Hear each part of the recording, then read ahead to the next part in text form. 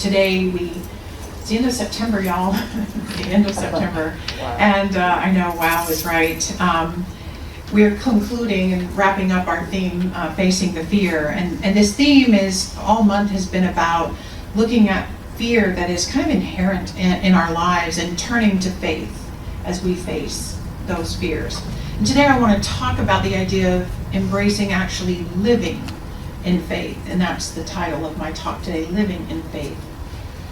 Last Sunday, in Time to Talk, I was asked about my lifetime walk of faith and which religious paths I may have explored or studied in my life. And implied in that question was a bigger question of, if you're going to be a person of faith, why did you choose the science of mind? Why are you here, Reverend Laine, is basically the question. If you could be a minister in any religious organization or church, or you could teach any philosophy, why are you here in this one? I think it's a great question. And as I answered that question, which was excellent, Josh, he asked it, I realized that it's been quite a long time since I've talked about this subject and shared that part of my story with this group. So let me tell you a little bit about why I'm here teaching what Ernest Holmes taught when he wrote the Science of Mind textbook. It's been a lifelong journey for me to get to this place. I was raised by a fundamentalist Pentecostal minister as a father. And in that particular form of Christianity, I was taught that God was an old man in the sky, right up on a cloud, and that we should be fearful of that deity. Hell was hot in my childhood, that's what I was saying, and it was a threat over all of my choices and decisions. Death was terrifying because if you were not saved at the time of your last breath, you're going to go straight to hell, where you would burn forever. That is what I was taught. And in addition, just being in the church environment of my youth was scary. There were so many rules and expectations, even of children, and that a misstep was costly and shaming. So it was a life of fear, and quite frankly, I called it spiritual abuse when I look back at it. And I spent years healing some of the religious wounds of my young life. And I know I'm not the only one here. I see heads shaking, right? Not the only one here that was raised in a similar fundamentalist Christian theology. So let me clarify that one of the reasons I hesitated to search for any faith so many years was I didn't believe there would be a religious teaching that would satisfy my very high level of skepticism and not hurt me or my family. I just didn't believe it, I didn't think there was a church that could meet my high standards of inclusivity and love. And I didn't believe that anyone had a way of explaining God that I would accept, because none of it made sense to me back then. And quite frankly, I felt like I was just too smart for religion to trip again. Can you relate? Did I get an amen? So many people have walked away from religion and faith for these very similar reasons. And then maybe you're one of them, or were one of them, right? People say things like, it didn't make sense, the people are hypocrites, religion hasn't kept up with the world of today and the social things going on, and religious and science don't agree, and frankly, science is right, and you know what I'm talking about, right? So I vowed that I would never have faith again. I would never accept teaching that did not make sense to me. I would never believe anything that I could not understand. I would never go someplace that asked me to check my brain at the door or judge me and my friends or loved ones for believing differently than I do. So that upbringing drew out of me a fear of life and of other people, quite frankly. And it also made me doubt and fear this deep longing I had inside of me for a connection with something bigger than myself. It made me doubt that, and what's that about? How could I be longing for a connection to something that was so very painful to me? So for nearly 20 years I avoided anything that smelled like church or God or any organization that was about such things, right? So what happened? What happened? So I really wasn't looking for a church or a belief system. During those 20 years, I got 2 different higher education degrees in counseling and mental health. And so I was reading a lot of books. I was reading a lot of self-help books and psychological theories. You know, the ones that made the most sense to me talked about changing your mindset and opening your heart in order to improve the life experiences you were having. And then outside of the classroom, I was reading things like Marianne Williamson and Wayne Dyer and Deepak Chopra and so many other fabulous authors. And in the classroom, I was reading all these theories that seemed to mirror these spiritual things I was reading about that kind of made sense together. And I read so much that I began to think about and talk about life kind of through those perspectives. So eventually, someone pointed out to me that I should probably look into the Center for Spiritual Living. So I surprised myself when I agreed to go with a friend to the one in Seattle, where I first found this teaching, and the rest is history. I never left.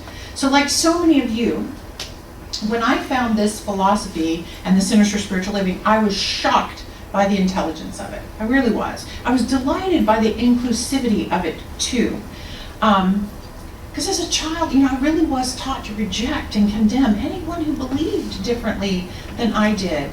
And I've often said that what made the biggest impression to me when I walked into the Center for Spiritual Living in Seattle was that from the ceiling hung flags of every major world religion. And I was like, oh my gosh, there's a place that believes that everyone is right. You know, everyone knows their path. All paths to God are valid. And the first time I heard the Flames of Faith ceremony, wow. I was like, we honor all paths. We really do. It was amazing. So what do I like about this teaching? What caused me to stay all these years and eventually devote my life and my work to this ministry and helping other people learn this philosophy? So let me share some of that. You know, what I love most about this teaching is the freedom it gives us from the past. You know, we learn around here very quickly that we're always at a moment of choice. We're always here in this moment to choose again. And when we make a new choice, the world around us begins to respond to that new choice. And our lives can change, and they can change quickly. They can change quickly when you start thinking about life differently. We teach that the past does not control today, nor the future. And that was news to me back then. That was news to me. I thought I would forever live with the impact of my choices up to that point. I thought I was stuck in my personality and my preferences, and I thought that life happened to me, and that I was kind of a victim of circumstances or luck or whatever. The randomness of life just dealt me the cards it dealt, and I just had to play them. I had no idea that I could co-create my world and my relationships and my circumstances. I thought I had to defend my life and defend my choices up to that point in order to feel good about my life. Here's a quote that describes that really well. There is a great difference between defending life and befriending life. Defending life is often about holding on to whatever we have at all costs.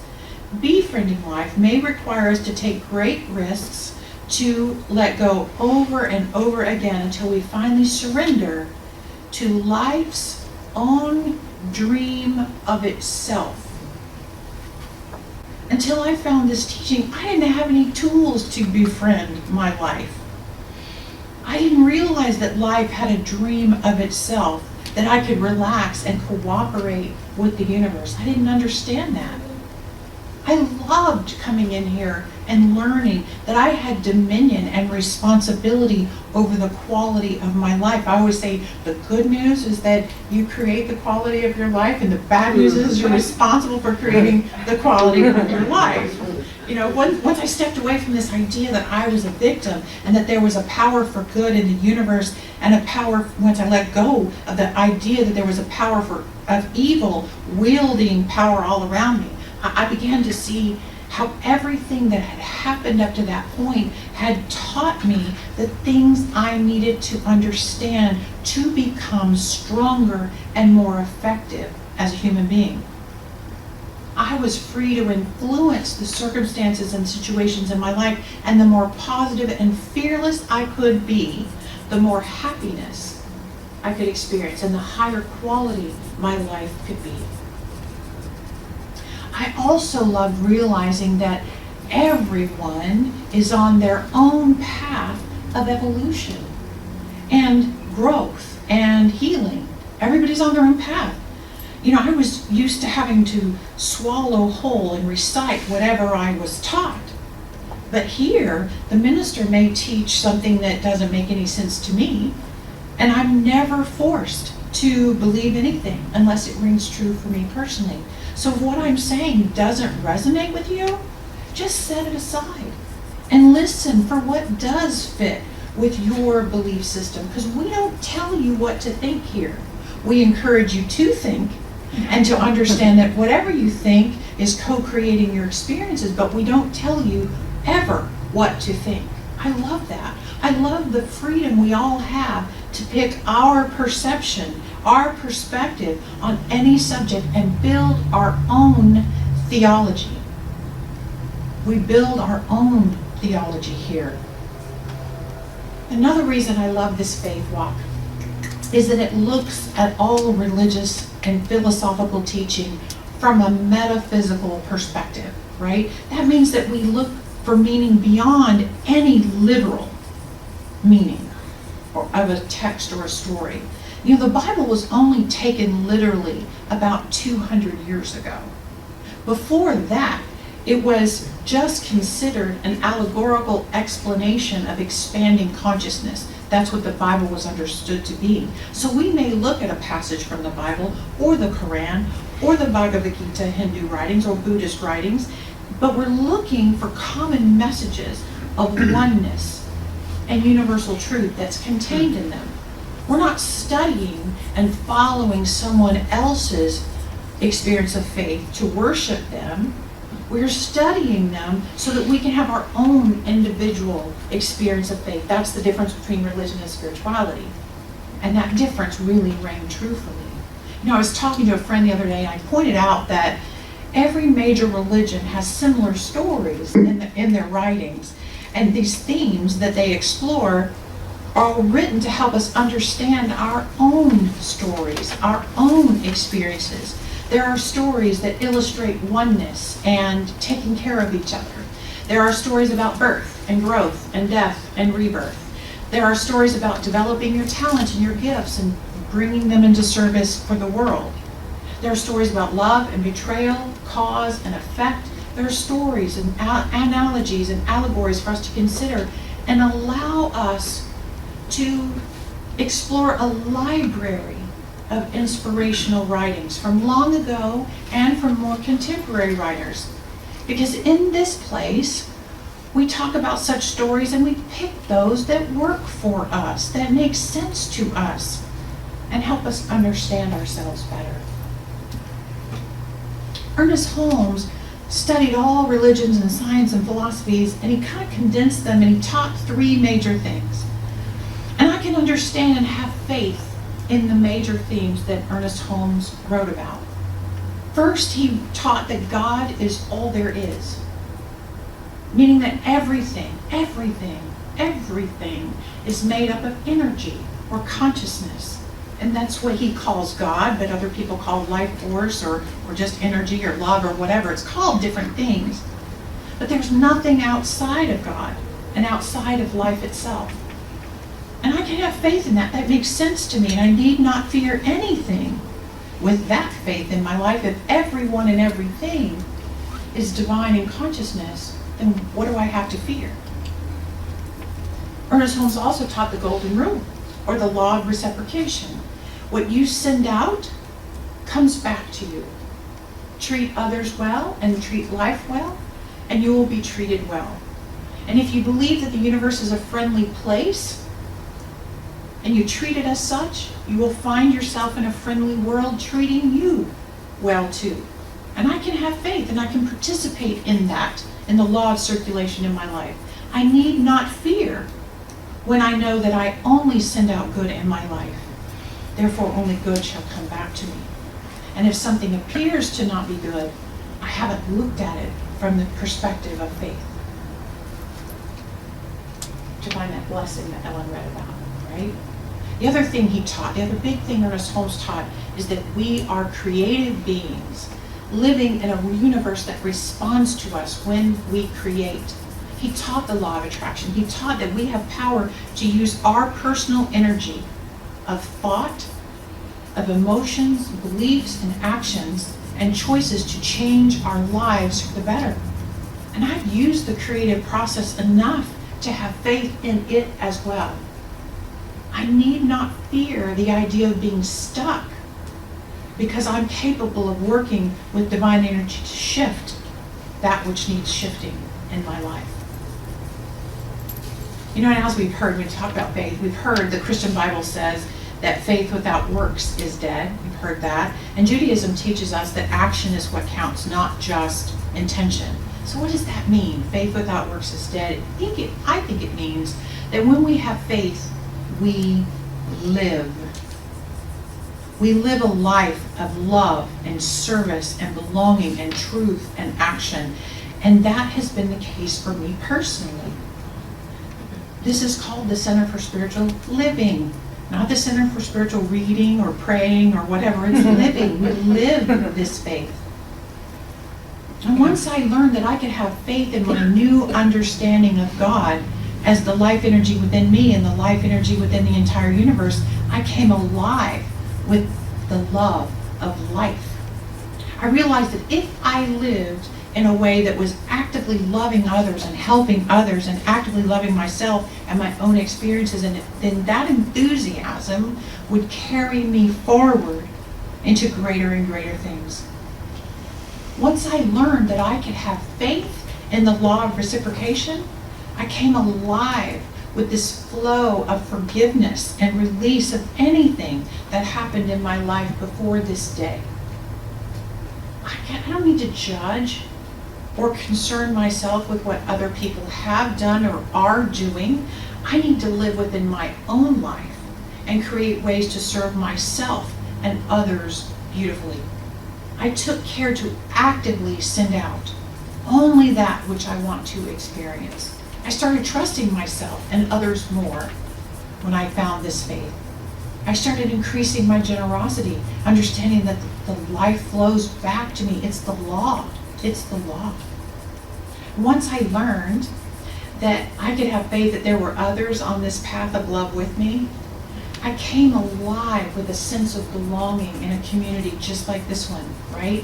I leaned into classes and volunteering, and I got more involved so that I could stretch myself in a world I never thought I would be in again. I never thought I would be in a faith community again. I understood the vision that this teaching holds of a world that works for everyone. And I came alive in working toward that in my own sphere of influence. Action is vital to faith. It's easy to have faith if we sit in a room, and pray, tucked away from the world. But true faith requires activity in the world. It's not enough to just kind of post on Facebook and Instagram or whatever. We have to get out into the world. In his interpretation of Judaism, Abraham Joshua Heschel wrote it this way: the world is torn by conflicts, by folly, by hatred. Our task is to cleanse, to illumine, to repair. Every deed is either a clash or an aid in the effort of redemption. God is hiding in the world, and our task is to let the divine emerge from our deed. I love the idea that our task is to let God emerge from our actions, from our deeds. The only way spirit can express in the human world is through us. We are the eyes, the hands, the feet of God. In this teaching, I've learned to allow God to cleanse and illumine and repair the circumstances of which I am a part through me. And guess whose world is cleaned up and lightened up and repaired as a result? Mine. My faith makes me whole. The law of circulation requires inward and outward focused activity. I do want to quote Ernest Holmes. He says, "When a man's thought rests entirely upon himself, he becomes abnormal and unhappy. But when he gives himself with enthusiasm to any legitimate purpose, losing himself in the thing which he is doing, he becomes normal and happy." Only as much life enters into us as we can conceive. And we conceive of life in the larger sense only when there is complete abandonment to it. Let the one who is sad, depressed, or unhappy find some altruistic purpose into which he may pour his whole being, and he will find a new inflow of life of which he has never dreamed. And basically that's been my experience in this teaching. It really has. Once I invited life itself, or God itself, into my experience, kind of with complete abandon, once I poured my whole being into living in this faith, life began to flow in ways I couldn't imagine. I couldn't dream, as he said. And I've got to say, my life has improved in every way, and I'm not the only one. I'm not the only one. I know countless people who have changed their lives in beautiful ways. Beautiful ways, better jobs, better relationships, better health, better finances, better friendships, better mental and emotional well-being. This room is full of them. I know your stories, and that's why we're here together on Sunday mornings and other days too. So how can this teaching impact you? In every way. In every way. How can your life improve? In every way. This philosophy helps us look at our beliefs and our thoughts and shift them into a more positive direction. It helps us step beyond religious dogma and move into more expansive possibility for ourselves and heal our relationship with the great power of life that we call God and a whole lot of other names. It invites us to have a deeper understanding of the very life within our being. It helps us live freer because we return to having faith. And I don't know about you, but this teaching has helped me understand the privilege I have of giving birth to many experiences that came from my faith in the infinite. My faith has given me freedom, fulfillment, and abundance. So whatever path brought you to search for spirituality, I trust you will find some nourishment here for your hungry soul, for your soul that's hungry, and some food for thought, and some emotional support for your thirsty heart too. You know, there's an intelligence here, but there's also love here. And I think we need both. So I hope we can have faith together. I hope we can take action together. So let's learn more and more together. And I am so glad you're on this path with me, living in faith. So let's do our one sentence affirmation together. Today, I act in my faith that my life is getting better and better every day.